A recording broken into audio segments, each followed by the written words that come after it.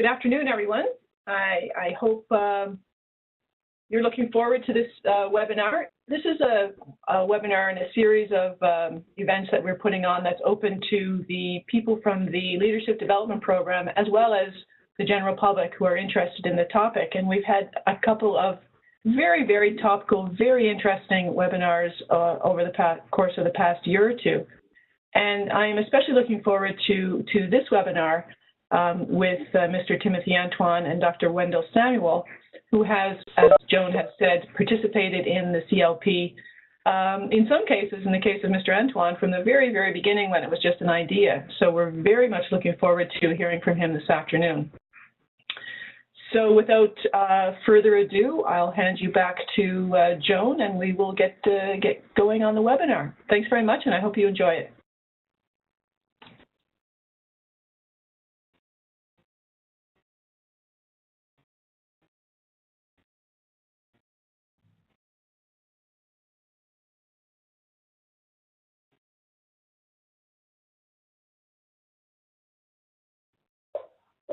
Just before we get into the panelists, I have a little bit of a treat for you. Last year, the CARICOM Secretariat held a song competition. It was won by Mikkel Henderson of Dominica. When CLP became aware of the song, we were completely captivated by it. And we commissioned a music video, which we would like to share with you at this time. Ladies and gentlemen, the Caribbean Leadership Project presents Celebrating CARICOM, otherwise known as the CARICOM song. From many distant lands, our forefathers came, some seeking adventure, some bound in chains. Through battles waged and fought, through victory and pain, by test of their courage, our freedom was gained. In homage to those gone before us, the heroes of lands in the sun, we vow to join hands and to focus on building one Caribbean. Raise your voices high and sing of your Caribbean pride. Sing it loud and strong, feel our hearts beat as one. Celebrate in song as we rise to heights where we belong. Sound the victory drum for CARICOM. Though great and diverse be our ethnicities, the bonds that unite us are stronger than these. We dine, we pray, we love, we dance and we play. We relate to each other, the West Indian way. Today as a people unite,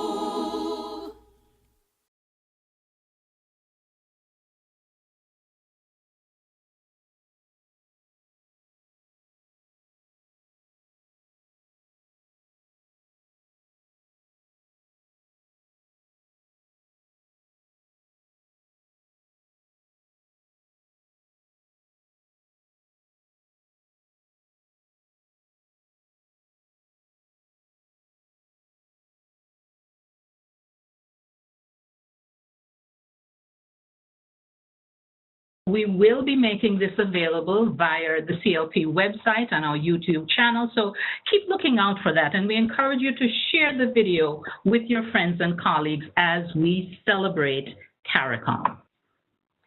So as promised, we have two very distinguished CARICOM nationals with us today. Mr. Timothy Antoine is the Permanent Secretary of the Ministry of Finance and Energy in Grenada, having first assumed the position in 1999. From November 2005 to 2007, he was advisor to the Executive Director for Canada, Ireland, and the Caribbean at the World Bank. He is a member of the Board of Directors of the Eastern Caribbean Central Bank and chairman of the Grenada Authority for the Regulation of Financial Institutions. Mr. Antoine is also a member of the Board of Directors of the Caribbean Catastrophe Risk Insurance Facility and chairs the Eastern Caribbean Currency Union's Technical Core Committee on Insurance that is advising on the BICO and CLICO issue. Mr. Antoine will make his presentation first, and so I will hand you over to him. And after he is done, I will introduce our second panelist today, Dr. Wendell Samuel. So over to you, P.S. Antoine. Thank you very much, Joan. Thank you very much, Joan, and it's a delight to be able to join you this afternoon. I must say I commend you on your analysis of the carbon saved, and perhaps we can make you an ambassador for carbon emissions or the reduction of carbon emissions in the region. It's great to be back, and I want to, of course, recognize my colleague panelist, Dr. Samuel, for whom I have high regard. I want to start this afternoon's discussion with a little fun, perhaps, and I want to do a quick true or false. So I'm going to ask 5 simple questions, and I'm going to ask participants to say true or false. And I suppose the easiest way to do that is to tick true or give an X for false, just to get us started. So let's do that now. First question. The public service can make or break a country. True or false? Second question. The public service is a collection of paid vacationers. True or false? Third question, the public service is a collection of passionate patriots. Passionate patriots, true or false? Fourth, the public service is dragging down growth in the Caribbean. True or false? And finally, the public service is driving up growth in the Caribbean. True or false? So there you have it, the 5 simple questions. I'd be interested to see what you thought about those questions. They may seem a little humorous, but the reality is that those are views of people around the region, various views. The perception of our public services across the region, I'm afraid, is not always as stellar as we would like it to be. And perhaps, we need to consider how and to what extent we can change the image of the public service, because I want to say very clearly, categorically, the public service can make or break a country. I have no doubt about that. And I also happen to believe that there are some paid vacationers in the buildings, but of course there are also some passionate patriots. I come down on the side that the public service is dragging down growth, unfortunately. That might be a little harsh because I'm a public servant myself, but I do believe in this period where the region has experienced low growth or no growth, our public services need to take it to another level if we're going to pull ourselves out of the difficult challenges or the difficulties that we're in. So that's just food for thought as we start out. Let me then go to my next slide, which is the key messages that I want to leave this afternoon. There are 3. First of all, I believe as we think about growth and development in the region and the role of the public service, we have to adopt a more inclusive approach to governance, and that is critical to implement fundamental reforms. There are many reforms that are required. I think as we go along, we'll talk about some of those, but critical to that effort is an inclusive approach to the governance of our countries and our region. Second, we need a new type of leadership. We need a new type of leadership. These are different times, and different times require different operators with different skill sets. And I think leadership is important. And because I'm speaking to leaders this afternoon, I want to stress this point. Finally, it's a practical matter, but very important. Governments must consume less and invest more. And I will show you very shortly that, in fact, what is happening is that we're consuming far too much. As a result of that, there's very little to invest. And if we're going to spur economic development, then we have to redress that balance. The individual responsibility. Let me talk for a moment now about what is the role of a public servant in the Caribbean today. I see a triple role. First, policy dialogue. And that dialogue is not within government only, but increasingly outside of government with what we broadly call or broadly define as civil society, trade unions, the businesses, churches, non-government organizations, and of course, other stakeholders. That is increasingly important in policy making. And I argue that the other two roles cannot be properly executed if we do not give appropriate attention to the issue of policy dialogue. I believe it was Charles de Gaulle who said, the former French president, who said, politics is too serious a matter to be left to politicians. Politics is too serious a matter to be left to politicians. And I agree. I'm not sure what exactly he meant, but I think what I understand him to be saying is that given the enterprise we're involved in, which is nation building, regional development, we ought to involve broad sectors of society in and outside of government, and especially outside of government. The second important role is policy advice, and I think most of us recognize that. We do not make policy, we advise on policy. And the third role is that once the policy, the decision has been made, the policy has been determined, we have to faithfully implement the policies. Whether we like them or not, once they are within the rules and within the policies, we have to implement. That's the triple role of the public servant today, and I want to just remind us of that. In terms of the public service now, so I'm thinking corporately now. What is the role of the public service in economic growth? I want to reduce that to a simple equation. Some of you who've done economics will be familiar with this. GDP, Y equals C plus I plus G plus X minus M, next exports. Most of you probably have seen this before. And I just want to pause for a moment and reflect on this equation. That is how we boost our economy. That's how we broaden the pie. Consumption, investment, government spending, and exports. The reality today in the Caribbean is that government is consuming the lion's share of the tax dollars that it collects, and that very little of those dollars are going to investment. So much of the money that we see spent in government today is on wages and pensions. In many of our countries, 50, 60, as much as 70%. Very little, and then there's debt, and there's very little, if any, to do investment in productive sectors, whether it's agriculture, tourism, or indeed in the key social sectors such as education and health. That is a problem. And if we're going to change the trajectory of development in the region, we have to address this equation where we have to do less consumption, which is spending on wages and salaries, less government spending, which is spending on things like utilities, telecoms, and water and stationery and so on.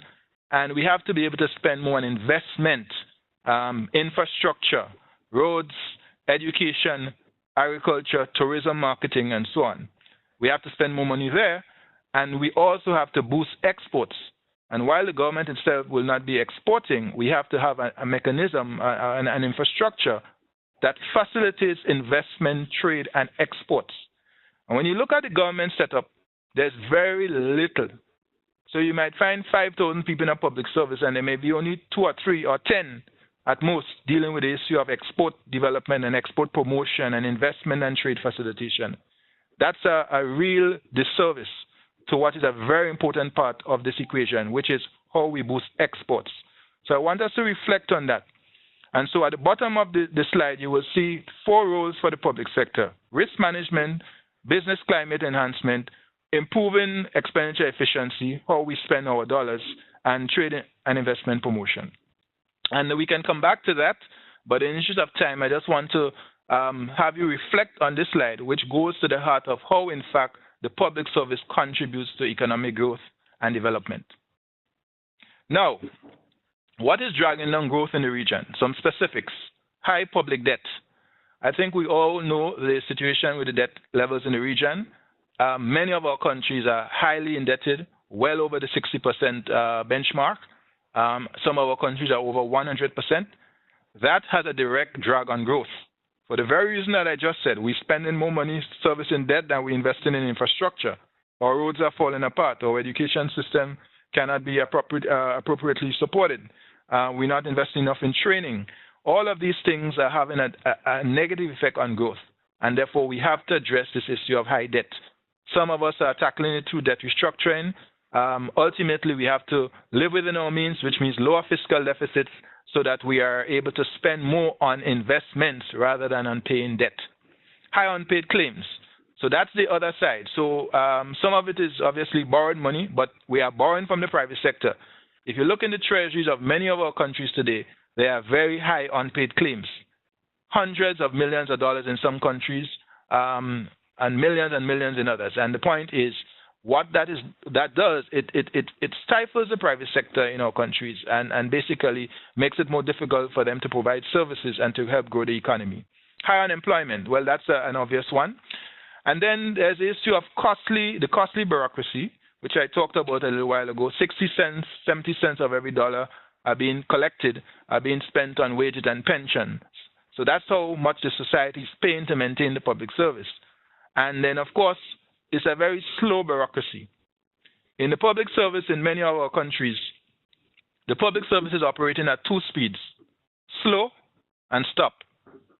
And as a result of that, there's not little wonder why economies are not growing very quickly. I'm not suggesting that all of the issues are internal and with the public service. I'm not suggesting that at all. There are external factors which are affecting our economies at this time. But our focus this afternoon is on the public service. The spotlight is on the public service. And if we accept that the public service can make or break the country, then I think we have to focus on what we can do. Not what the rest of the world does, but what we can do to raise the trajectory of growth and development in our region. I also then want to talk about what can drive up growth. I think lowering the debt burden through debt restructuring, through debt forgiveness, through lower fiscal deficits or running fiscal surpluses, all of these things can actually help drive up growth because the high level of debt is dragging down growth. It's a weight on the economies, and therefore we have to address that issue. Improving the business climate. Clearly, that's an area of focus where we have to get faster at facilitating the private sector, which has to be the engine of growth, which has to create jobs, help to improve government revenues and that sort of thing. Investment in the productive sector, I think that's pretty clear, and of course, more effective regulation. One of the things that a strong private sector needs is strong and effective regulation. And in many of our countries, regulation is weak. We've seen that in the financial sector and insurance with BICO and CLICO. That wasn't the only reason, of course, but it clearly was an issue. We do not have, and in many countries, we are still struggling to put together effective regulatory systems, which is why I argue we need to take it more regionally, whether it's in the financial sector or even in the area of energy, we need to look at regional approaches to regulation. The bright spots. There are a few bright spots as I conclude. I get ready to conclude. Let me just say there are a few bright spots, and I don't want to at all give the impression that everything is doom and gloom. It is not. In 2012, for example, the Immigration and Passport Service in Grenada received a UN Public Service Award for its passport system. There was a time in Grenada when it took 6 months or more to get a passport. Now it can take a day or two, certainly not more than a week. And that is a major development over time. And of course, that the office was awarded internationally by the United Nations for innovation and for those sorts of results in public service delivery. Last year, Jamaica moved up 36 places in the Doing Business ranking from 94 to 58. Very impressive indeed. And that is something that I think we could all learn from and be inspired by. And earlier this year, in January, in fact, in Grenada, the Committee of Social Partners, which includes the businesses, the churches, civil society, labor unions, and so on, signed a social compact, a la what Barbados did in the early 1990s, to come together to take a more inclusive approach to decision-making, policy-making, and national development. And that is something that I think we can all draw from. Let me then wind up by just talking about the service and leadership, and I'll close there. The service has evolved and has to continue to evolve.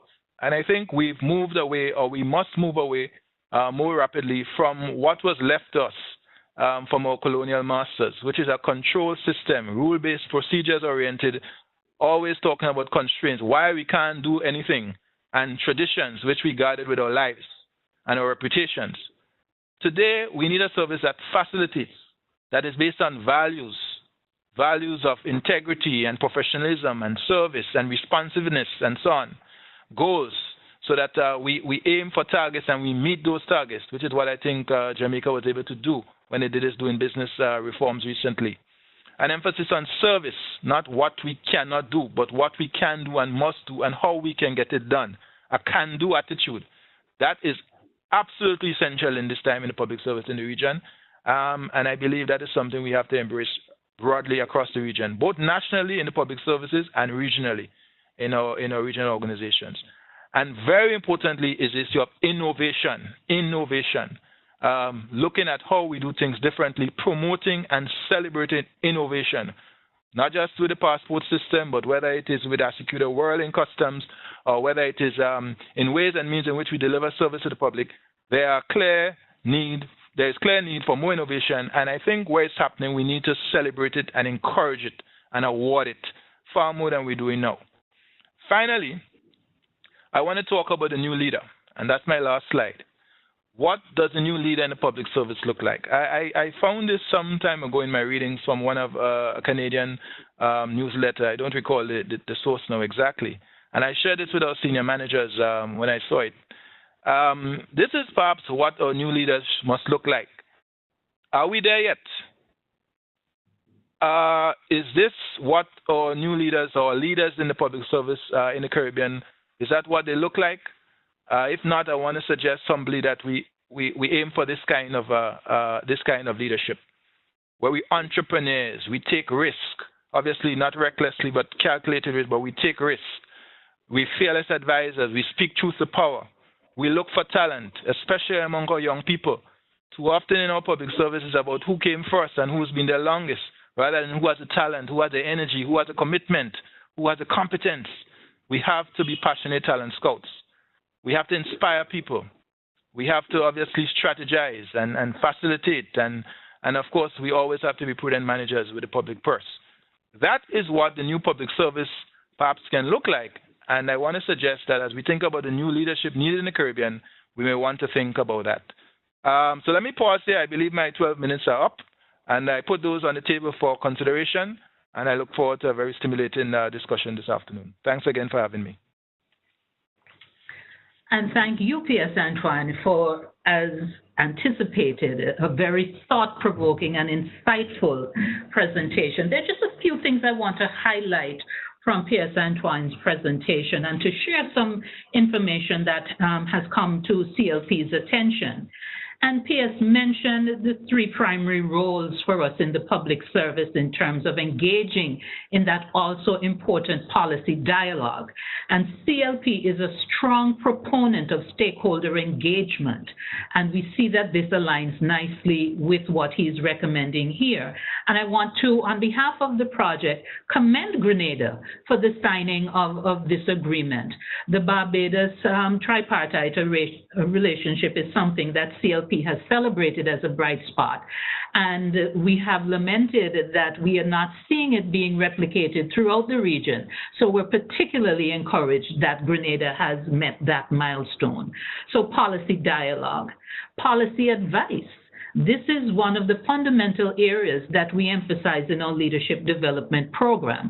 And there's actually a session which we deliver called Fearless Advice, Loyal Execution. And that's exactly what you're alluding to with these other two areas in terms of giving your best policy advice and then implementing loyally. Once you give the advice, the political directorate has a responsibility, an obligation, a right to make decisions to accept or not accept the advice.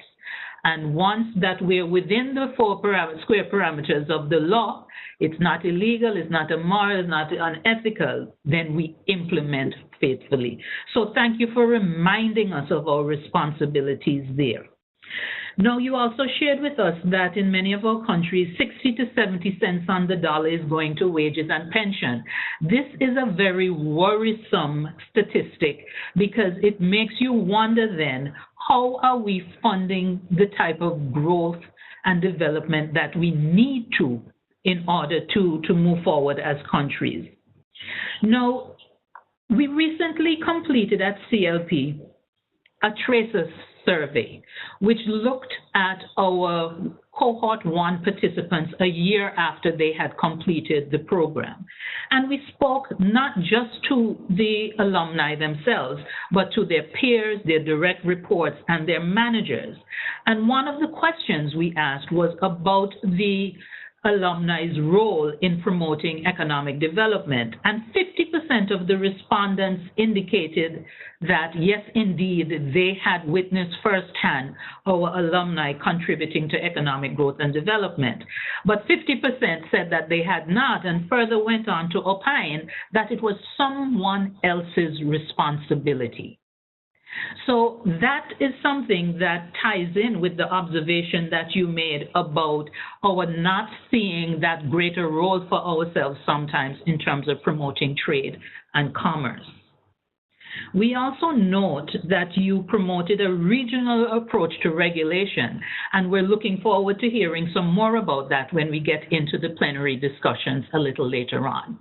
But in the meantime, I have a little bit of an assignment for our participants. So, Elaine, I would ask that you facilitate me in this regard. So, okay, here we go. I am going to be opening up a poll and would ask that you type in. There's one question to the poll. What do you consider to be the public service's primary role or responsibility when it comes to economic growth and development? And so I am opening this poll now and would ask that you take just the next 2 minutes to type in your response. So please commence responding to the question. Thank you.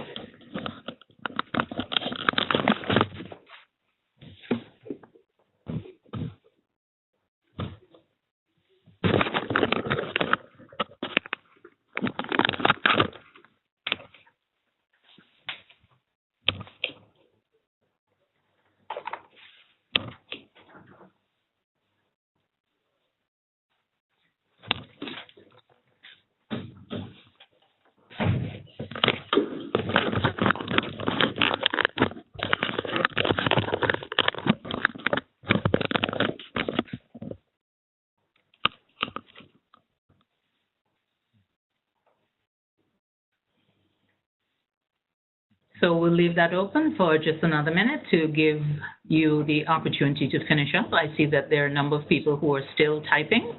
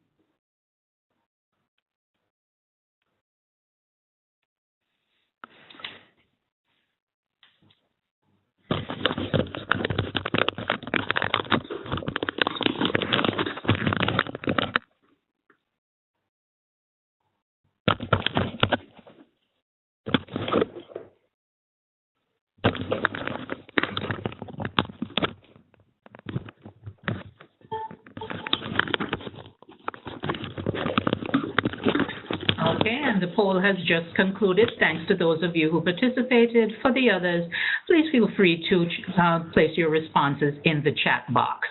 So in terms of the results, while we're tabulating, just another few seconds before the results become available.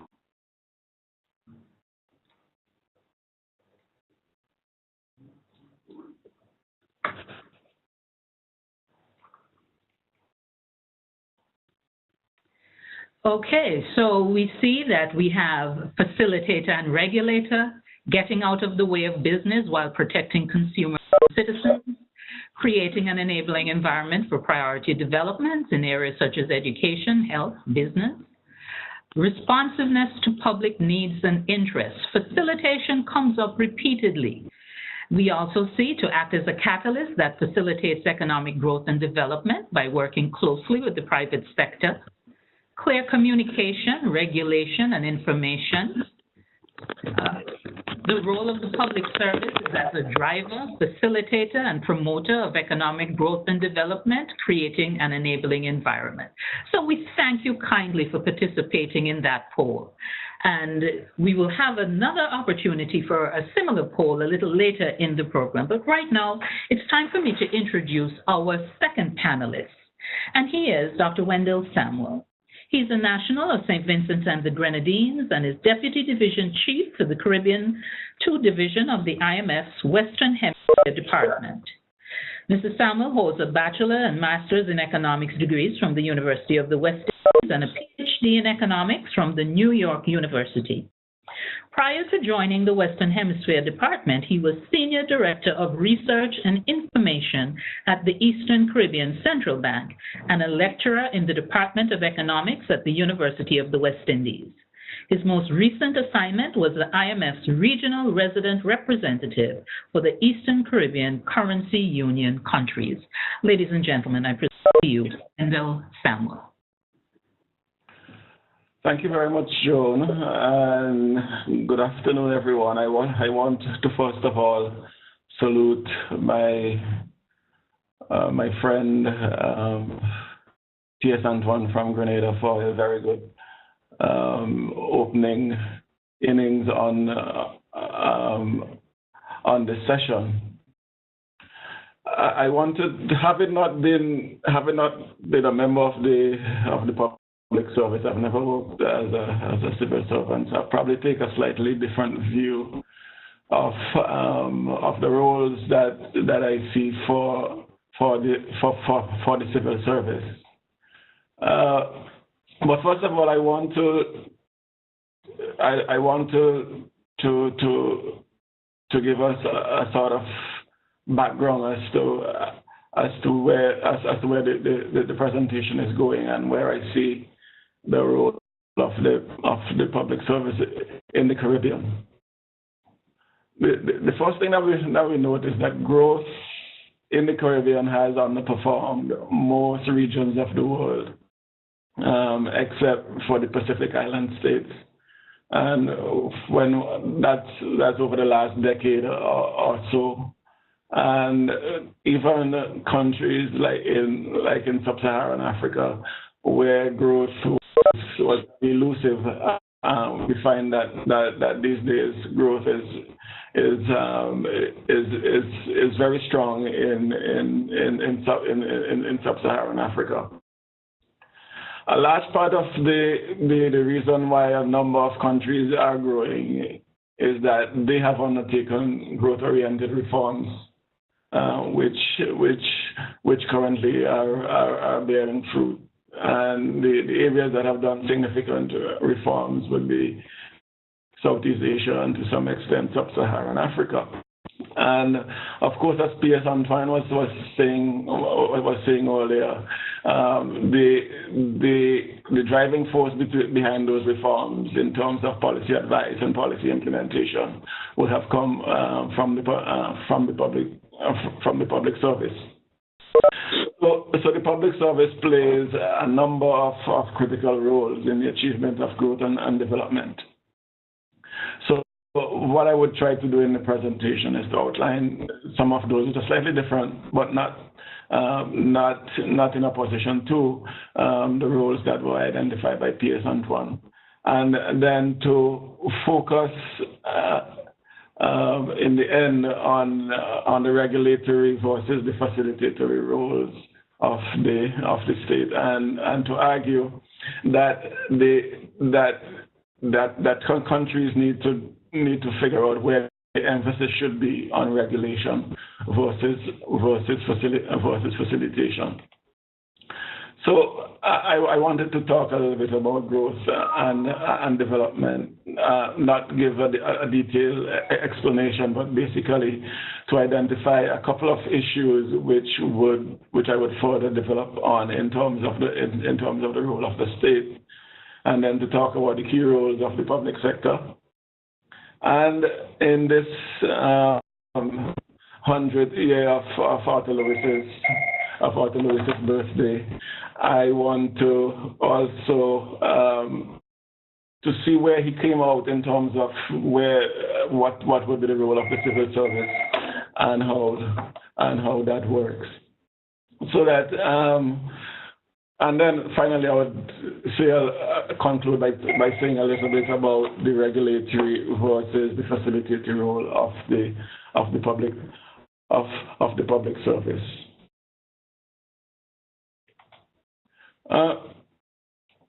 So let's talk a little bit about growth versus development. And so growth we can define as a sustained increase in real output, goods and services, and that is usually measured in terms of GDP. And development, on the other hand, is slightly different, and there is usually some sort of confusion between growth and development, and treating both as the same thing. While they're similar, they're not quite the same thing. Development, on the other hand, is an increase in the overall capacity of the economy to generate to generate growth. And a lot of the discussion, there is a focus on growth, but for our economies, it really has to do with development, where we increase the capacity of the economies to generate growth. And that I would want to suggest is a little bit more important than just the focus on growth. But even with that, growth must be inclusive in the sense that the benefits of growth have to be widely distributed throughout the economy, and so that in a sense it's basically a sort of interpersonal equity where the fruits of growth and development are more equitably distributed. And then development must also be sustainable, in the sense we don't want to have a situation where we have strong growth and development for the current generation, but that destroys the prospects for the next generation. And so that we have to be concerned about whether the resources are available and how we protect those resources for future generations. That there is a sort of view about intergenerational equity. And what we would find out as we talk about a little bit later on, there are key roles for the public service in both in promoting both interpersonal and intergenerational equity in terms of the roles that they perform. So, what then are some of the key roles of the public service? And so, some of these are similar to the ones that would have been identified by P.S. Antoine, but probably given a slightly different perspective. So, one of the first thing that one of the key roles of the public service is production.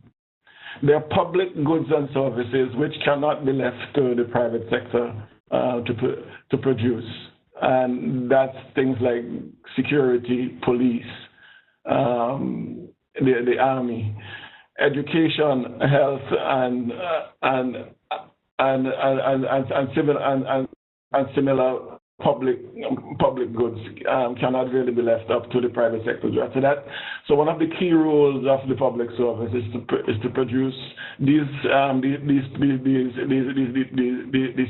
public goods. There is some discussion in the literature that suggests that maybe the public sector, the public service, ought to produce more private goods, but that's a discussion that I wouldn't want to take up today. A second role that the public service needs to take on board is coordination, and that coordination takes place both domestic and internationally. The public service plays a coordinating role in bringing the social partners together. P.S. Antoine talked about the social agreement which Grenada has just signed. Similar one has been done for Jamaica, and a number of countries have moved towards these sort of tripartite arrangements, and the public service is who plays that coordinating role. But a critical role also has to do with, in terms of coordinating the international development partners, and more this is becoming important, given that the international partners have their own views as to what projects they want to put in place and how they implement them. And the domestic public service has to be the one that says, given that they have thought these things through, are the ones that gives the local perspective and provides the coordinating role between the development partners to ensure that what the development partners want to do are in concert with the goals that the country has set for itself. Then there is the regulatory role that is providing law and order, the regulation of businesses, building regulations and that sort of stuff to ensure that people are not building hotels right on the beach, or that standards are kept. And that role for that regulatory role for the public service is key to ensuring the sustainability of our development, because left to themselves, the private sector is probably going to try to ensure most of the gains are used up in the current generation and not protected for the future. So there the public service plays that key role in terms of ensuring intergenerational equity. Then there is the issue of facilitation, and here this is pretty much as P.S. Antoine said, is probably a modern view of the role of the public service, and not the one that was handed down to us by the colonial powers that rule these countries. It has more to do with improving the environment for investment, providing a level playing field, facilitating, ensuring that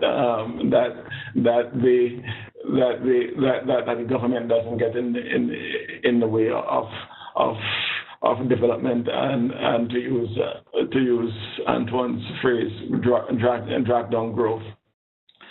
The public service also has to play an entrepreneurial role in small countries like ours. In large countries, there is a large amount of entrepreneurial skill. The private sector can do things pretty much on their own. In our economies, There is a dearth of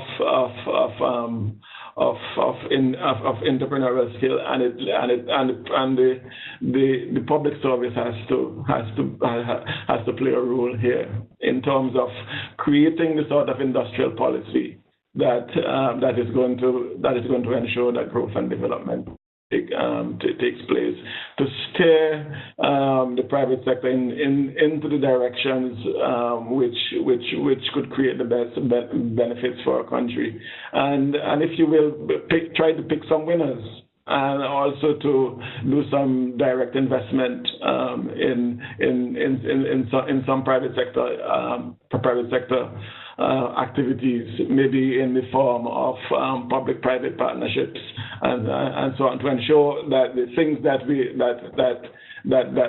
the country wants to get done are being done. So I thought that last year was the 100th anniversary of, well, after Louis would have been 100, sometime early on this year, in January, and I thought that we could probably just take a look back at what he has taught us in terms of the role of the private sector, drawing that from his work. So in his work in the development with unlimited supplies of labor, which is better known as industrialization by invitation, Arthur Lewis argues that developing states like ours have an abundant supply of labor, but very little capital. So in those circumstances, what countries would need to do is to improve the investment climate, try to attract more capital from abroad, and to provide incentives, provide incentives for foreign investors to establish their firms locally, and in that way, the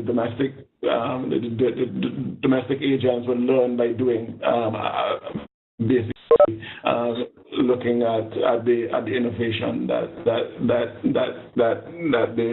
the foreign firms bring. So in that way, you import both the capital and the entrepreneurship, and also any new innovation that comes with that. Needless to say that prophets usually don't have any honor in their own lands, and we as Caribbean people did not take Arthur Lewis's teachings to heart. But the countries in Southeast Asia, mainly the Asian tigers, have adopted that his views on industrialization by invitation, and adopting it in their own way of doing things. And they have been extremely successful with that. And it is based on the work that those Asian tigers have done that the World Bank has developed this set of doing business indicators, which are the most widely used measures of the investment climate. And belatedly, a number of our countries are coming to that view that, look, we have to basically look at these doing business indicators and see to what extent we can improve our ranking, our ratings on the doing business indicators, to ensure that we can we can provide an investment climate, not only for foreign investors, but also for domestic investors. So it is in that light I wanted to take a look at how the Caribbean countries have performed on the doing business indicators over the last 4 or so years, between 2010 and 2014. And I think the basic point that comes out of that is that the Caribbean is strong in some areas, but there have been some very intractable soft spots which we still need to address. So on the left, we see the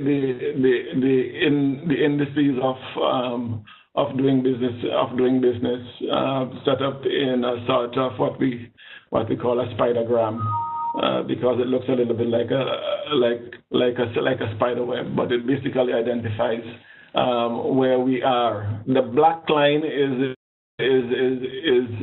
the Caribbean. The blue line is all small states, and the green ones are the low-income developing states, and the red one is emerging markets. So what we find from that is that there are some things that we do well. In terms of starting business, we are probably on par with the best among us. Construction permits, getting electricity, which is actually the access to electricity rather than the price. And in paying taxes, in terms of paying taxes and trading across borders. The soft spots we have is in terms of bankruptcy, contract enforcement, and registering property. Those are some of the areas where we are weak. In terms of the spidergram, from the center to going out shows you how far you are, and of course the distance from there to the end, from where you are to the end, is how much more you need to go, so that you can see that the distance to best practice, which is from where you are currently on the line to where you get to the perimeter, is how much farther we have to go, which shows that there is a lot of room for improvement in those areas. In 2014 doing business, what we find is that those soft spots still remains, but to that we've added the access to credit, which I think most of us now understand because of the financial crisis that took place. A lot of banks and other institutions have taken a hit, so it's making it more difficult for us to get credit. So that in a broad description, we can get back to some of these issues later on. Shows where the weaknesses are, and also where the strengths are, where the bright spots are for us. And of course, Pierce Antoine mentioned that in the case of Jamaica was able to identify where they are on these indicators and was able to move overall quite significantly during the last year. So that then brings us to what will be my final slide, where I talk about regulation versus facilitation. I want to draw this dichotomy because the regulation would have been the civil, would have been your father's and grandfather's civil service. And facilitation is probably the civil service that we currently are striving to be, so it will be your children's civil service. And both roles are critical for economic growth and development. The regulatory role restricts, as Pierce Antoine said, restricts the action of the private sector. And by doing so, it protects society from some of the worst effects of capitalism. But it sometimes restricts the creativity and innovation, so that it ensures that inferior and dangerous products don't come onto the market, that firms do not involve in price gouging because they have monopoly position, and to prevent some environmental degradation. On the other hand, the facility rule seeks to enable firms to grow and become competitive, and also creates innovation. But it can result in huge loss or damage to the economy. And the most spectacular regulatory failure has been in the U.S. Financial crisis, where the entire world is still paying for the fact that the U.S. administration at that point in time relaxed too much the regulatory rule, and had the U.S. and by extension the world fall into the worst recession in ages. And then there was also the regulatory failure that was CLP. So what I want to challenge you as public servants is that as going forward, you need to be able to find the right balance between facilitation and regulation for your country, because that is essentially what will determine whether your country grows or falls behind. Thank you very much, everyone. Thank you very much as well. And we appreciate the different perspective that you've brought to the table, not as a public servant yourself. And while your disclaimer has been noted, we do note that while you do not speak on behalf of the institution where you are employed, that some of the perspectives have been informed from that particular lens. And so I think it makes for a rich dialogue. And as Alison has said in the chat, there's much food for thought between the two presentations that we have just had. So thank you to both our panelists. And there's been some really interesting dialogue going on in the chat. So we encourage you to continue to utilize the chat feature. We're actually also going to add to your ability to use the chat feature the option for you to speak directly to everyone on the call and to the panelists directly. But just before we do that, I'm going to ask you to participate in yet another poll. So, Elaine, I would ask that you enable me to open up the new poll. Thank you very much. Okay, and this one, we're going to focus a little bit on the World Bank Doing Business report. So I'm going to open the poll up now. This one will be open. There are just two questions, and they're multiple choice. So I'd ask that you go ahead and proceed to answer these two questions.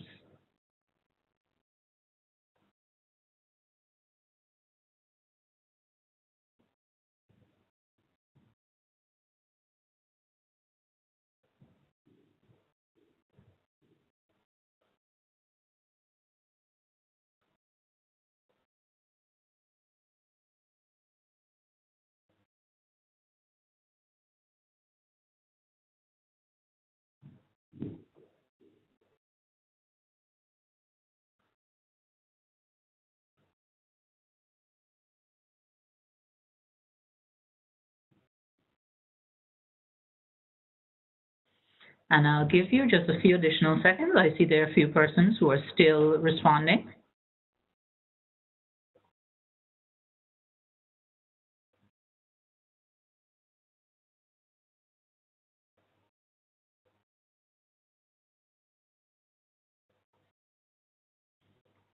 Okay, thank you for your participation. I have closed the poll. And in response to the first question, in terms of your prior awareness of the indicators, we see that 9% of respondents have indicated that they never heard of them before. 37%, which is the largest grouping, says heard of it, but not in any great depth. Then we have 26% saying that they have a basic understanding and have used it in the past. So that's 26%. And another 26% saying that they're very familiar with the report. So 91% of the respondents have some level of awareness, with 26% being very aware. And in terms of the importance now, none of the respondents indicated that they did not consider it to be important. 3% indicated somewhat important, 34% important, 40% very important, and 20% critical. So the vast majority rating it important to critical. Thank you so very much for participating in that poll. Now, coming back to Dr. Samuel. In one of your slides, you indicated that the case can probably be made for some private goods to be provided by government. Could you elaborate on that for us and give us an example of what might be the appropriate involvement of government in the provision of private goods? Well, there are some goods that are critically important, and in small open economies, it might not be the best thing to leave it to the private sector. And so some of those goods would be things like electricity, where that is so critical for the development of our economy, because it determines whether your country is competitive or not. And if the private sector is unable to do it, then in those circumstances, the government should, because there are external. The thing is that there are external benefits that comes from the provision of electricity that the private sector doesn't take into consideration. So that for them, the important thing is being profitable. But for the country, the important thing is that you have low-cost power that enables you to be competitive in terms of selling your goods abroad. And in that case, where you have a situation where the private sector is unwilling to take those on board, you have to do one of two things: either to provide a subsidy to the private sector to do it, or the government should do it on its own. Okay, thank you for elaborating on that. I have a question coming out of the chat, well, a comment and leading into a question. So the first comment is addressed to you, Wendell. I think your discussion is pointing back to the need for structural and institutional regulation to facilitate a forward-looking change or transformation in the public sector performance. What seems to be the ghost in both presentations is the role of the elected political officials and their impact on the public service effectiveness. How would you rank this concern in the transformational efforts at a more effective public service? And I would ask both my panelists to speak to that particular question, please. And we'll start with you, Wendell, and then go to Piers Antoine. That's a very interesting perspective. The thing is that we have to go back to a professional civil service where that is free of intervention from the political powers. So that I think over the years, what we found in the Caribbean is that there is a sort of politicization of the public service, where there's a very very thin line between what the minister wants and the advice that is provided. I think there is a role for the elected officials to ensure that you have a totally professional civil service from which you can expect them to give you their best advice and not what they want to hear. And I think that is one of the critical things that needs to happen. That the civil service be allowed to provide the minister with their best advice, and to be able to disagree with the minister without fear of being demoted or sent to some other ministry where their skills are not effectively utilized. But like as I said earlier, I'm not from the civil service or what. so maybe Antoine has a better perspective than I do. Well, yeah, I'm not surprised this question has come up. I expected it would. And the truth is that, as Wendell said, the political directorate has a critical role to play as well. But as the saying goes, politicians come and politicians go. And like Wendell, I am more concerned at this stage about the public service. First of all, I'm not speaking to any politicians today. So if I was speaking to politicians, I would have a few things to say to them. I'm speaking to public servants, non-politicians, and my own view is that there are things that we can do and must do. There are things within our control and there are things outside of our control. The politicians are not always in our control. The people decide who will lead, and of course we have to work with who the people decide. our role is to make sure we do our jobs. And as Wendell just said, an important part of that job is advice, fearless advice, speaking truth to power. Unfortunately, as he said, increasingly, public servants have been less willing to speak truth to power, some fearful, some negligent, some incompetent. Some, of course, feel intimidated by the directorate. All of those things are true in some instances. But I think the bottom line is that we have to, as Wendell said, get back to a more professional public service that serves the public interest, it's not just a politician or the public interest. Ideally, if we're able to do that, we stand a better chance of influencing the political directorate and raising the trajectory of growth and development in our region. So for me, it is not to say that the politicians do not have a role. They do. And it's not to say that they do not sometimes frustrate public servants. That happens. But I am concerned about what we can do. And I'm not satisfied, and I have to be very candid in a conversation with public service leaders. I am not satisfied that we are doing everything we can do and should do. In some public services, you have some really fearless public servants, but then there are not enough of them. There's no critical mass. In some public service, you have fearless advisors, but who do not understand their role as shrewd diplomats. When I put up that slide at the end there, when I gave these 10 or so a picture of what an ideal leader would look like, and I gave sort of 10 traits, one of which was shrewd diplomat. It is not sometimes what you do, but how you do. You can give advice, but if you don't give it in the right spirit and with respect, you get ignored. And people don't understand a lot of times what you're trying to do is influence policy outcomes. You're not trying to impress anybody. You're not trying to disrespect anybody. You're trying to influence. So the what is important, but the how is just as important, because if the how is not right, then it don't matter how good the what is, you're not going anywhere. So I make the point, my focus is on what we can do. But there's no doubt about it, the politicians have a critical role to play as well. Mm-hmm. Thank you for that, P.S.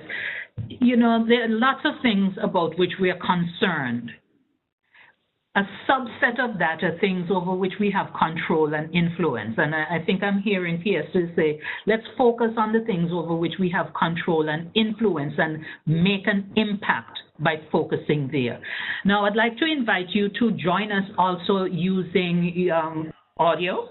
So if you want to pose a question directly to the panelists or to share a comment with the attendees, use the raise hand feature, and you remember you'll find that on the right-hand side of your screen about halfway down the panel. So use your raise hand and you will be placed in queue, and I will call upon you in due course. In the meantime, I go back to the chat feature, and we have a question coming from one of our current Leadership Development Program participants, Joelle Clark out of St. Kitts and Nevis. And Joelle asks, what is the most direct way of reducing the 60 cents on the dollar cost of wages and pensions in the public service? I know some governments have been trying to cut the number of employees in the service, but that seems so challenging since governments are always trying to maintain votes and win more votes with the public service.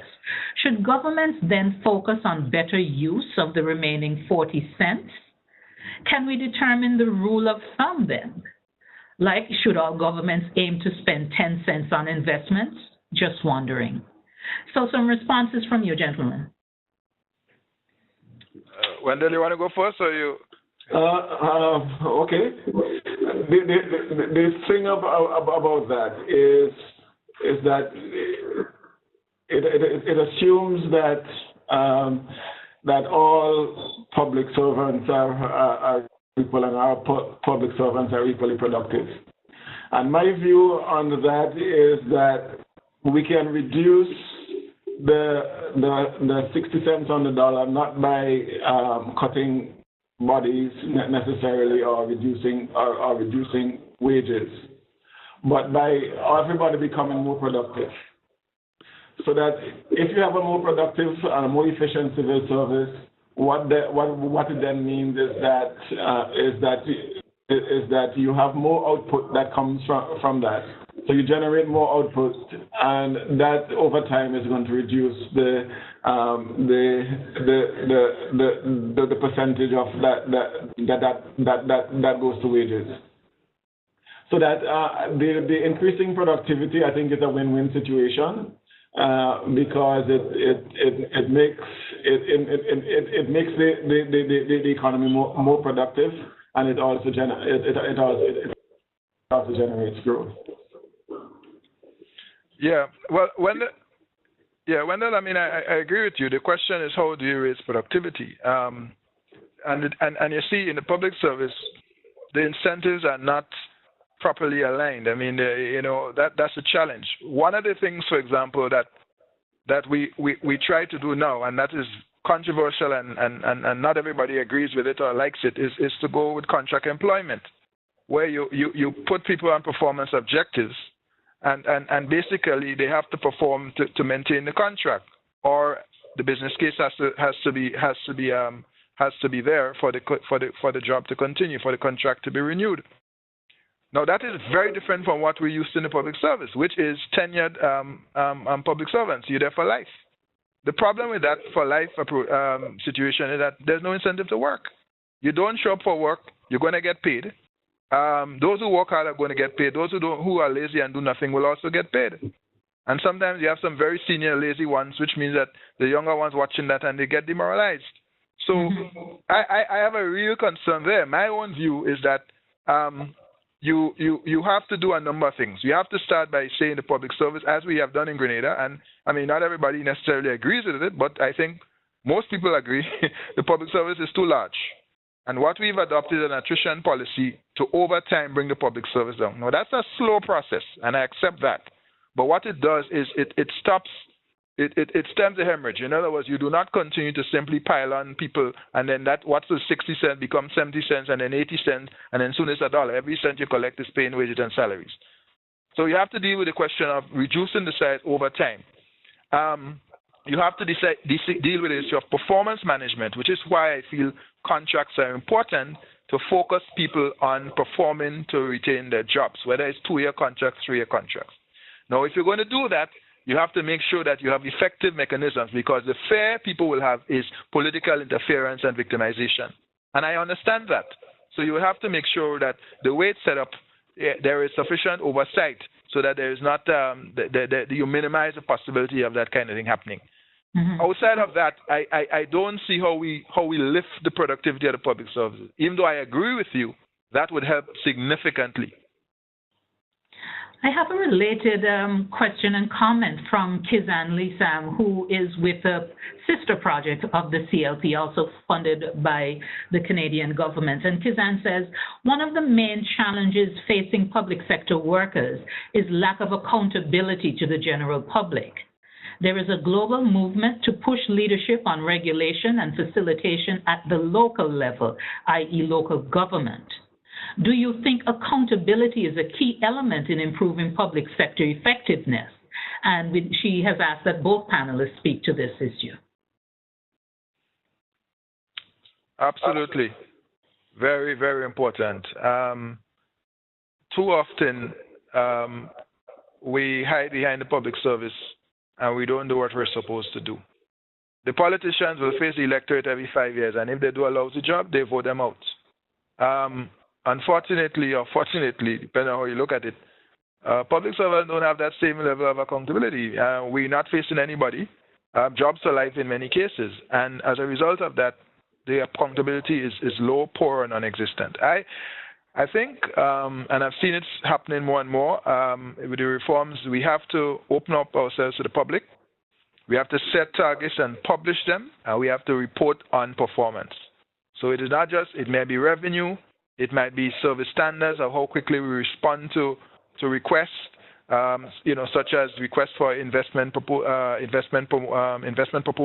processing, or customs, as we've done with the doing business with reducing the processing time. I think we have to set standards, publish them, and be held accountable because we have to report on them to the nation, to parliament, and so on.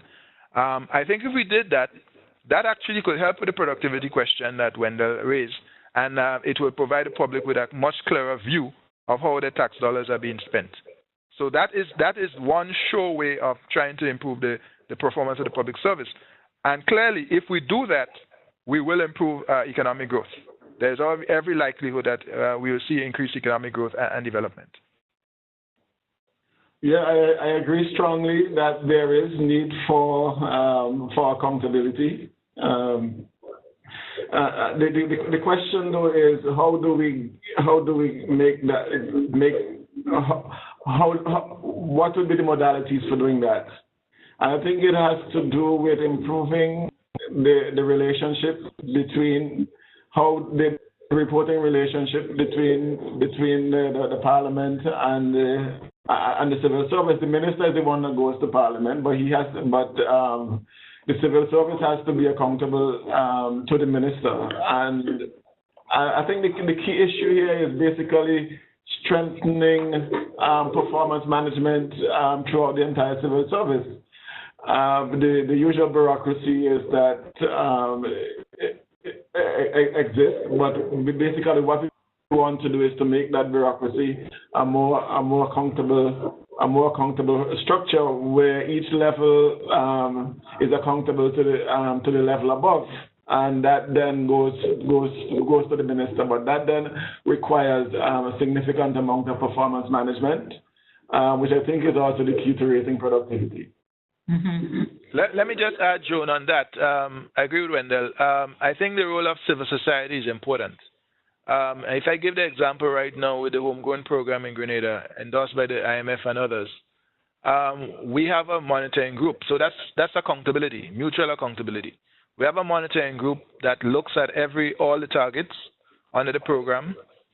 Monthly, we meet and we have to answer questions, present reports, answer questions to that committee. So that's business, churches, labor unions, the central bank, and I missed somebody, and there's civil society, NGOs.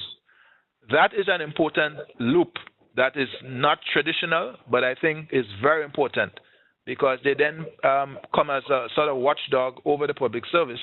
And in addition to the Parliament, reporting to Parliament, you have people in the wider society looking at what is going on, asking the right questions, and holding you accountable, to account for delivering on commitments made, and explaining if there are deviations, variances, why that is so. That's an important piece that I think can add to this mix. Indeed. I want to go back to the issue of fearless advice. And we have a comment coming in from Odessa. And Odessa indicates, I agree it is critical for public servants to freely advise politicians without fear. Politicians should also understand that public servants may be experts in particular areas, and any good leader use the expertise in decision-making. I also agree that the matter in which the advice is given is critical. I would like to pose a question following on that comment, and it's about the content and the context of the advice which we give as public service leaders. Do we have a responsibility to go beyond purely technical advice to take into consideration other factors, for example, political economies? Gentlemen? Wendell, are you waiting on me? or you want to go first? You go first. Absolutely. And the more senior you go, the more you understand that you have to understand political economy. If you're going to face a politician and be oblivious to the political environment, you're going to be irrelevant in a hurry. What you send up, they may not even read, and if they read it, they're going to go look elsewhere for their advice. You have to be mindful of the context, and you have to understand the political economy. That is not to say you will not still give good technical advice, but then you have to weigh in on the political dimensions. Not without turning a politician, but you have to weigh in on the political dimension. So, for example, I mean, when we talk about cutting the wage bill from 70 cents on the dollar to less, one option is to cut the public service, send home about half the service, or 2,000-3,000 people. Now, clearly, that is not politically acceptable. So you say, well, you can do that, this is what this will cost you in financial terms. This is what it will cost you. Well, in political terms, it probably cost you your job. But here are other options that you may want to do. They will take longer, but here is what you want to do. And you give them 3 options, all right? So they then decide which one they want. But if you go with an option that is one option, or you go with options devoid of political considerations, you are going to be you are going to render yourself useless in a hurry. You will have very little or no influence on policy. And remember what I said at the beginning, you want to influence policy. So you have to speak where people live. You have to speak to the situation they face, you know. And this is where the skill comes in at giving advice. It is not just taking up a textbook and say the textbook say, well, lower this and raise that, and therefore this is what is going to happen. You have to give it within an environment. That is the art of policy making. And we have to increasingly, as we build respect and confidence with our leaders, help them to see that good policies can make for good politics. And that is not easily done, but it's a question of building confidence with the policymakers to be able to influence them to do that. Yeah, I think that I couldn't agree with P.S. Antoine more that one has to develop this skill in terms of scanning the environment to understand exactly what is happening from the environment. You have to understand political economy, but you also have to ensure that whatever recommendations you make are technically sound. So that what it does is that it requires a civil servant that has to have a number of skills, and the key to that is be able to provide technically sound advice, but being able to modify that technical advice based on the political situation, what is happening in the environment, and very important to provide alternatives. I think it's useless to go with basically one option. You have to provide options for the minister. Thank you, gentlemen. And we go to our first person who is going to speak directly to our panel. And we have Elaine Henry McQueen from Grenada. And Elaine, over to you. Thank you very much, Joan. Good afternoon, everyone. Good afternoon to the panelists. I have 2 questions. One has to do with the definition of development as offered by Dr. Samuel. And to ask whether or not development shouldn't be seen in a more holistic way to include living together in society as human beings, not just treating development as a means for economic growth or growth in GDP. And to offer then that if we look at that more inclusive definition of development, we might be able to better include things such as development of the person, social development, addressing social problems, and so on. Secondly, the other question has to do with contract work as offered and suggested by P.S. Antoine, and to question whether or not that is the real answer, because hiring persons on contract is not necessarily reducing the wage bill. It might be disguising it in terms of where it's located, and then there might be issues to do with pensions and so that in the long run can be considered as a reduction in the wage bill. However, it has such negative impacts on long-term planning by both the individual and the government for the entire country, so that and then it creates a dual system that's more difficult to manage, as experienced here in Grenada for some time. I just want us to consider this and to ask for further clarification on those proposals. Thank you very much. And thank you so much, Elaine. Gentlemen, over to you. Sure, I can go first on the issue of the definition of development, and I agree very strongly with Ms. Henry McQueen or McQueen Henry on that. I think the issue it has to be development has to be holistic, and it has to take on board all of the things that people do as a society,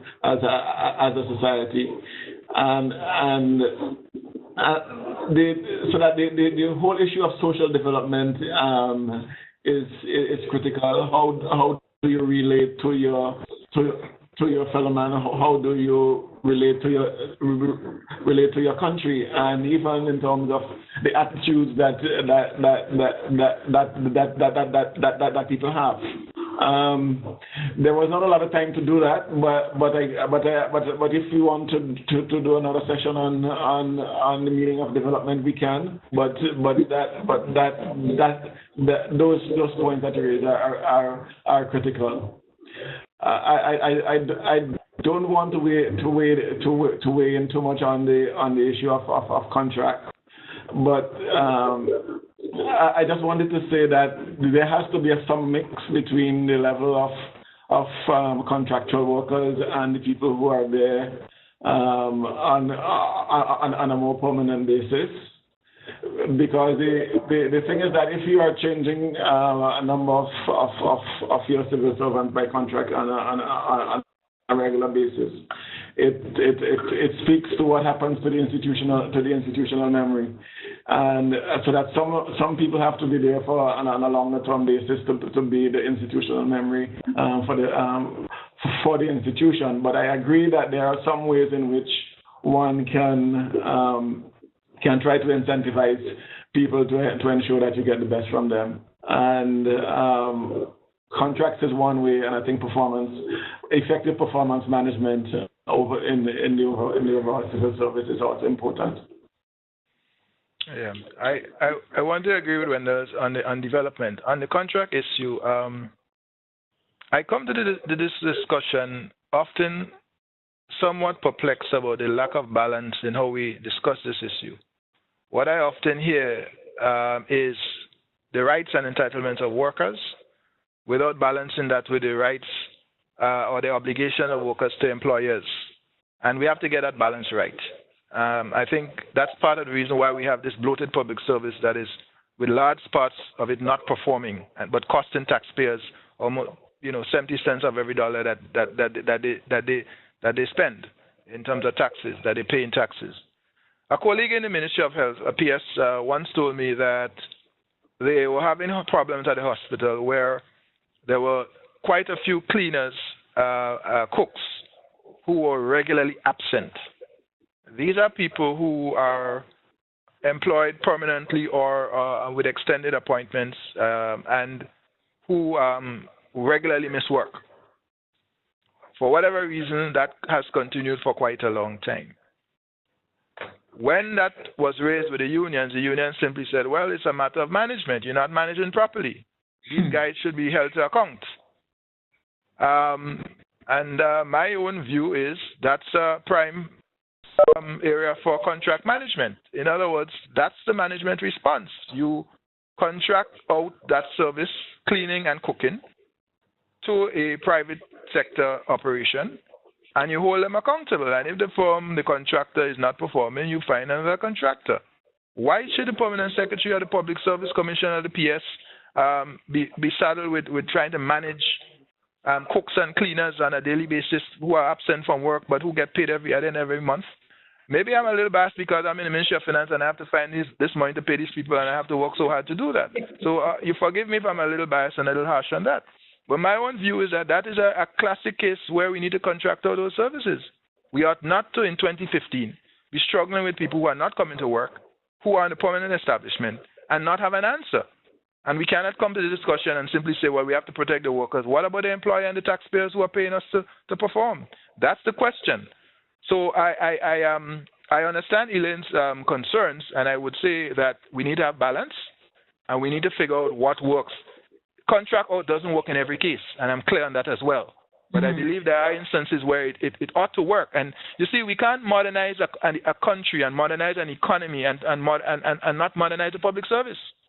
And what I see very often is a desire to keep all the rights and privileges and benefits of the old public service, the colonial relic, which had its use in those days, but which, times have changed. we need to adapt the public service to the needs of our countries, and I'm suggesting that that is one way, and I'm also making it clear it cannot work in every case. So I think we have to be selective, but I think we need to look at that issue and that option as well. I want to pick up from where you just left off with saying that we have to be selective, because a number of persons in the chat are weighing in on this. So, for example, one of our current Leadership Development Program members, Mr. Rowan Richards, out of Jamaica, has said, do you think that oftentimes government takes on more services than they really ought to be providing? If we stop and take stock, will we realize that some of the services being provided by the public service could be given to the private sector to be provided in a more efficient manner? And this ties in with what P.S. Antoine just said. And I want to place before you for consideration a model which promotes a certain approach to determining what goods and services government ought to provide. And the model, the acronym is RIOT, R-I-O-T, that government should systematically decide what goods and services should it retain, what does it need to improve, what does it need to outsource, and what does it need to transfer completely to the private sector. Is that perhaps an avenue that we could pursue in order to determine what government should be doing in terms of its productivity, its efficiency, and where it just needs to get out of the game and let the private sector deal with it? Well, Joan, I haven't seen the model, but I fully agree. Let me give an example. At the moment, we have in our licensing authority about 10 police officers in the Inland Revenue Division. So I'm giving an example that is Grenada specific. 10 police officers dealing with the motor vehicles license. Do we need police officers to be really doing that in this day and age? I don't think so. I believe that that can be handled by civilians and even the private sector with the requisite access to information for police for national security. But I do not believe you need to have 10 police officers sitting at a desk going through cards and forms and to process driver's license. Now, I know in some countries like St. Lucia, they've already moved that into the private sector. And that's an example. So without seeing the model RIOT, which is an interesting acronym, which I would like to see, I do agree with the colleague from Jamaica. There are areas in the public service that are best handled by the private sector, and we need to release those into the private sector and deal with the ones that we must do, because there are some things that the private sector cannot handle. The government has to deliver. And what you want to do is to be selective. So you do less, but you do them well, rather than taking on too many, some of which could be more efficiently done by the private sector at high cost to the state, and you're not even delivering particularly good service. Okay, we have a concern being expressed that contract employment may lead to the marginalization of established positions in the public service. And that raises a question, and I'm going to be the devil's advocate, though some would argue he already has enough people working for him. Is the civil service an end to itself, and therefore we need to focus on protecting it? Or is it a means to an end? So we need to be focusing on what works best for our citizens and not be overly attached to any particular structure.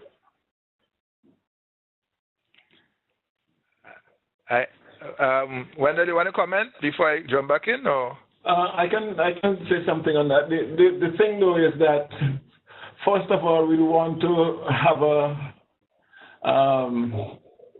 a conversation on what it is that we want our civil service to do, based on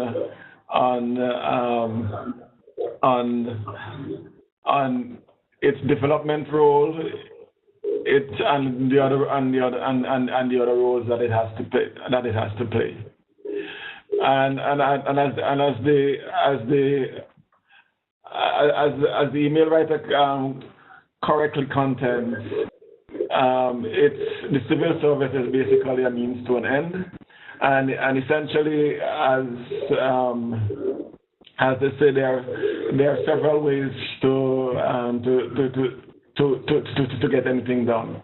And essentially what we have to do for ourselves is to identify what are the goals that we want to achieve, and then what is the best structure that gets us there. In terms of what are the functions, what are the activities that the public service performs, what is the nature of the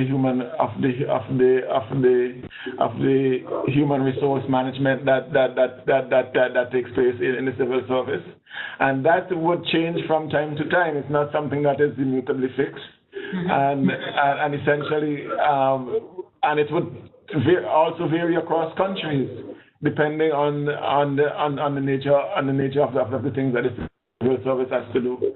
So that if we take a more dynamic role towards what the functions are, then we probably come up with different modalities. I endorse what you said, Wendell. Okay.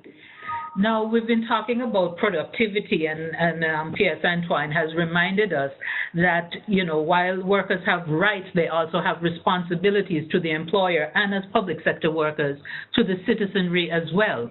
Now, we have a comment from Odessa, who has pointed out that with regards to productivity of the public service, one factor that we sometimes miss is the care and concern of employees. It has been proven that when an employee believes that his employer is concerned about his or her well-being, there is more employee engagement and ultimately an increase in productivity. Public officers are usually asked to produce much with little or no consideration being given about their well-being. Any comments from our panelists on that observation? Yes, Odessa is right. And this is one of the concerns that I have. And, I'm obviously very candid this afternoon, as I tend to be. I've lamented the fact that across our public services, we do not pay enough attention to HR practice, human resource management practice, modern human resource management practice. We have personnel officers, many of whom have not been trained in modern HR management. And they're not able to provide the skill or the environment for that. And I don't think it could be left up to an officer. I think it has to be a policy, it has to be a network, it has to be a set of protocols to deal with this care and this and concern for colleagues. And I have struggled with that as a PS from time to time, because I am torn between obviously managing, advising on policy, but also caring for my colleagues, many of whom I care for deeply. I've worked with for a long time. I love them. I respect them. I believe in that they're passionate about Grenada's development. But the service lets us down in that respect. And my own view is that, going back to what Wendell said about professionalizing the public service, I think we have to professionalize HR management to allow us to deal with the care and the support for colleagues. Because sometimes productivity issues reflect deep-seated personal problems, family problems, which they need support for. And unfortunately, we don't do a very good job there at all. So I agree with that area that needs focus. And I think, as I said, it has to be done corporately through training of our HR officers, through a network, and through certain protocols for care and support. Absolutely. In terms of the balance, as leaders, we have to ensure that we do strike that right balance between relationship and task orientation, because, it's a bit of a truism, but it really is valid. And so people don't care how much you know until they know how much you care. So if our direct reports, the people whom we manage, do not believe that we as leaders care about them, how can we motivate them to be optimally productive? All right, we have another comment coming in here. I think I cut off one of my panelists just now. Gentlemen, which one of you was trying to come in? No? Okay. No, it would have been only to say amen. But I agree strongly with the points that have been made. Okay, thank you very much. We always appreciate an amen and an hallelujah. All right. Here is this expression that I have to confess is a bit of a hot button for me. Political interference. And it's coming from another one of our cohort 4 LDP members. And I have to really say just how pleased we are that our cohort 4 participants have been so in the thick of this particular discussion. Kudos to you guys. Political interference sometimes makes it difficult to manage contracts effectively. Outsourcing did not work well in the Dominican public service. And thank you for sharing that comment, Cecilia Carr from Dominica. And I want to piggyback on Cecilia having made that observation to get my panelists talking about political interference. And this expression has been used to cover a myriad of ills as well as legitimate interventions by members of the political directorate. So I would like to hear from P.S. Antoine, and Wendell, if you want to weigh in on it as well, we'd more than welcome your comments. Yeah, it is an issue, and there's no doubt about it. Political interference goes on.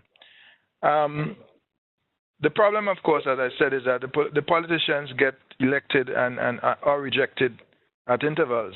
Public servants generally do not. And what I'd like to do in this conversation or these conversations is to have an honest reflection about what needs to be fixed in the public service. What I find very often is that when you have these conversations, it's about what the politicians are doing, not about what the public servants can do or are not doing. And it's not balanced. And we're not going forward. So maybe outsourcing didn't work very well in Dominica. Why is that? Could we look at a case study and examine lessons? And does that mean because it didn't work very well in Dominica, we shouldn't do it in Grenada or in Trinidad or in St. Kitts or Jamaica? You know, so as we get stuck, you know, it's a sort of paralysis by analysis. We do an analysis and then we say we're not going anywhere because of all the ills and the potential pitfalls, and we go nowhere. And I come to this discussion believing that our public service is important, it can make or break, and that it has a critical role to play in growth and development. And I think most of us would agree with that. How we change it to make it more productive, responsive, is the question. On political interference, I simply believe that we have to have a balance between protection of public officers and accountability. And to insulate the public service from undue political interference, but at the same time to make sure that the public servants are accountable for performance. Because what happens is that sometimes the politicians are interfering unreasonably and beyond acceptable levels, and therefore that's a problem which you need to fix, and you need a protection of the Public Service Commission and others to deal with that.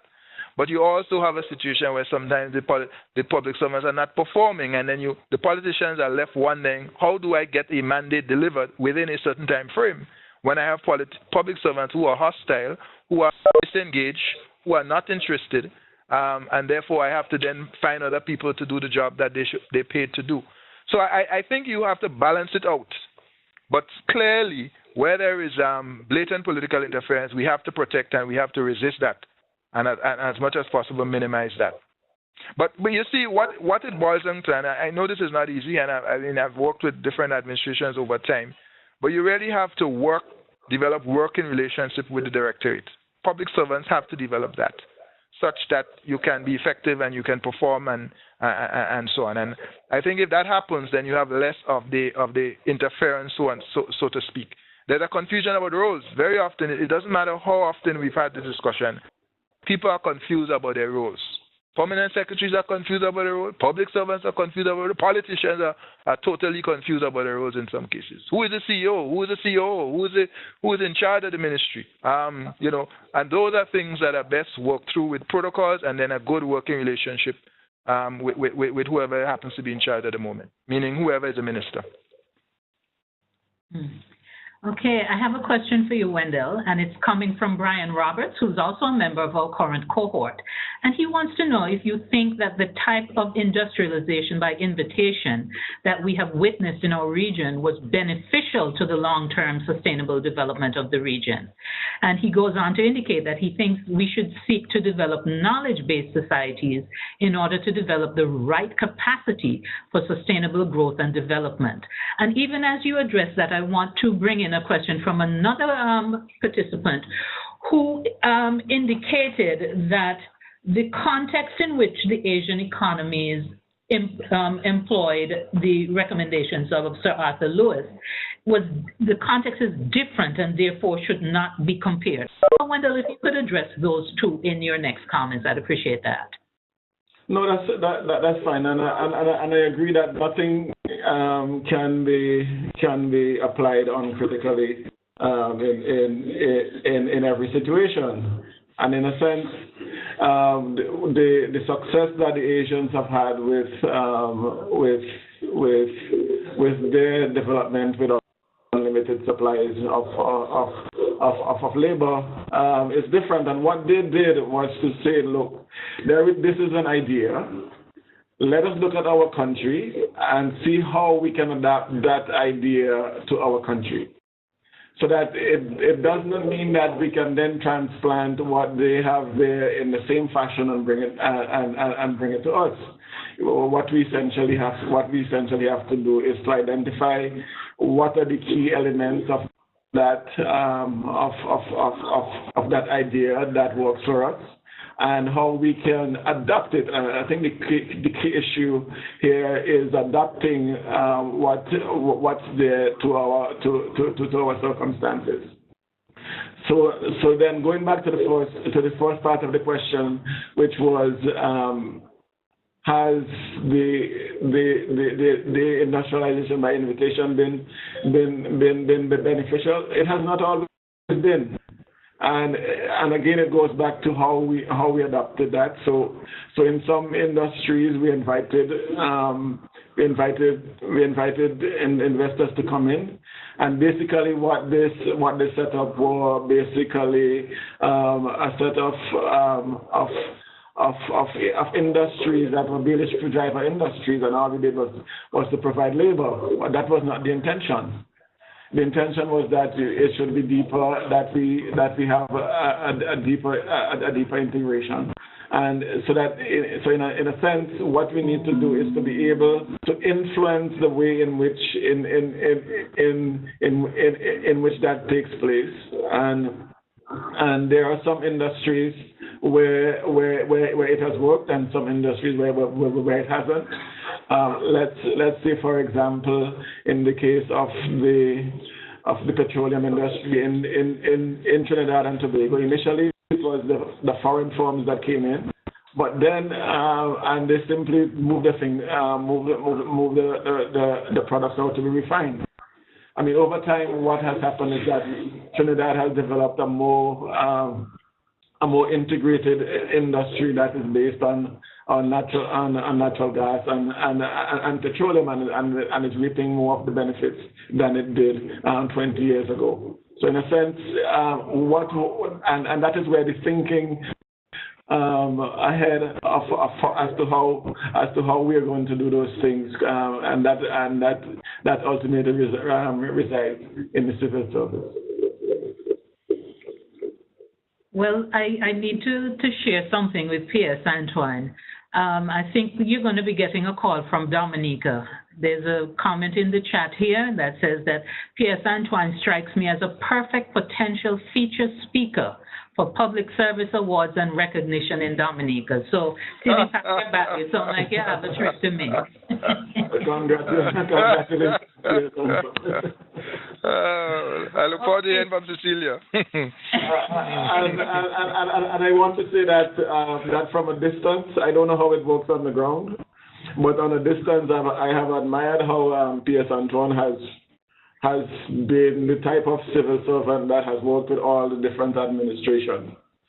Absolutely. He has survived several changes in administration, and I think that speaks to his ability to manage and to build relationships, and to maintain the level of professionalism that is needed for the civil service. Thank you for those kind words, Wendell. Appreciate those. I'd also like to point out that his appeal is quite regional in nature. Prime Minister Gonzalez is a great friend of this project, and when we were in St. Vincent last year, He did not know of our pre-existing relationship with P.S. Antoine, but in speaking to our participants, he said that there were 2 civil servants within the Caribbean, that anything that he wanted to have done, they would have to be on his team. And he then listed P.S. Antoine, and our participants were overjoyed because they had just spent some time with him in Grenada. So they were able to relate immediately. And if you notice from our interaction here, he did not get this reputation by being shy about expressing controversial opinions. So in terms of speaking truth to power and giving fearless advice, there's certainly a lesson to be learned here from this Caribbean son of the soil. Now I have... Joan, I'm blushing and I'm sweating, so please stop. Thanks. Okay, I'm going to stop because the next time I call on you, I want you to say yes again. So, ladies and gentlemen, we have fast depleted the time that's available to us here. I want to thank both my panelists as well as all our participants for your engagement and active participation in the discussion here this afternoon. I'm going to be coming back to the panelists with some closing thoughts. In the meantime, I just want to share a few comments that are coming in now, and one from Elaine. One of the problems cited for low productivity and unwillingness to change is inadequate staffing, not necessarily too much or too little, but mainly that of having the wrong people in certain positions where training and skill sets may not fit roles and technical needs of the new environment, coupled with unwillingness to learn. And this suggests to me that, we may need to apply our minds to setting up a webinar where we look at the human resource management and human resource development needs of the public services throughout the region. So Elaine, thanks for that. And thanks to all our other folks who've been using the chat feature. Delma Ned from Guyana, thank you so much for weighing in, Delma. And Delma has said that as much as I wanted to chat, I was engaged in 110% listening. And our LDPers know what we mean by that. So Delma has been listening, not just with her ears, but with her heart as well. So I'm going to ask Wendell to give us his closing remarks. Then we'll go to P.S. Antoine. And please don't run off because we have a very short evaluation survey that we need you to complete. So, Wendell, over to you. So thank you very much. I have to run right now because I have to be at another meeting in about 5 minutes. But I want to say that I thoroughly enjoyed this discussion. I thought the competing perspectives that were brought were extremely important, and I want to urge the participants that as you think about your role as public servants, whether you want to be the public servant of 10 years ago or the public servant of the future, and what would be the key roles that would help you to ensure that what you do contributes to the development of the growth and development of these countries, but not least of all the growth and development of the people that we serve. Thank you. Yes, Antoine. Well, let me thank you, Joan. And as Wendell is departing, just say that Wendell is someone at whose feet I sat back in University of the West Indies. So I've always had a lot of pleasure working with Wendell, and it's been a joy to work with him. And in fact, you and the team today. I've really enjoyed this conversation. It's the most enjoyable part of the day I've had today. And I've had quite a few meetings already. I would say, as we close, I want to thank all of the public servants who are on the line. Public servants do a thankless job, and very often we are unsung heroes working hard day in and day out with very little recognition or reward. And we do it for country, and of course, those of us who are people of faith, we do it for God, God and country. And I salute you. As we conclude, I wondered how could we take this conversation about the role of the public service outside of this WebEx to our countries, so that we have these national conversations about this issue, which is so important as we think about the future of our countries and how we raise the trajectory of our growth and development. Finally, I want to leave you with something I think I said in Trinidad in December, which is if you're going to be remembered, write something worth reading or do something worth writing. Write something worth reading or do something worth writing. I don't know how many writers we have on the line, but I know we are all doers, and therefore I want us to just to do something for our country, for our region. And thanks again. It's been a real pleasure. And again, to the program, Joan and the team, we really support what you're doing. It's important. You have our full support. Thank you so very much, and I know that I can count on both of my panelists. They've been there for us in the past, and we look forward to collaborating with you again in the not-too-distant future. So as promised, I am opening up a poll, which will give you the opportunity to give us some feedback on what transpired here today. We are committed to being as efficient and as effective. So not just doing things well, but doing the right things. So we do need your feedback. Please take a few minutes just to answer these questions so that we can continue to design programming that appeals to you, our target audience. We will be sending out a link to the recording so that you can have that to share with your colleagues. We will also be providing you with copies of the presentations made by both of our panelists. And if you have any other questions or, information that you would like to get from us, do visit us at our website and be in touch with us if you're not already a subscriber to our electronic newsletter. We'd recommend that you do that. So, P.S. Antoine said that we should write something. So we do. Every quarter we produce a newsletter, and one of the features in the newsletter, what we refer to as bright spots. In his presentation, P.S. Antoine mentioned that the Passport Office in Grenada got an award. They are recognized by the Caribbean Leadership Project as a bright spot and have been featured in our newsletter as well as in an award ceremony which we had in Trinidad back in December. So again, thank you so very much for being with us. Please complete the evaluation and then you can exit by clicking on File and Leave Session. Goodbye. Thank you.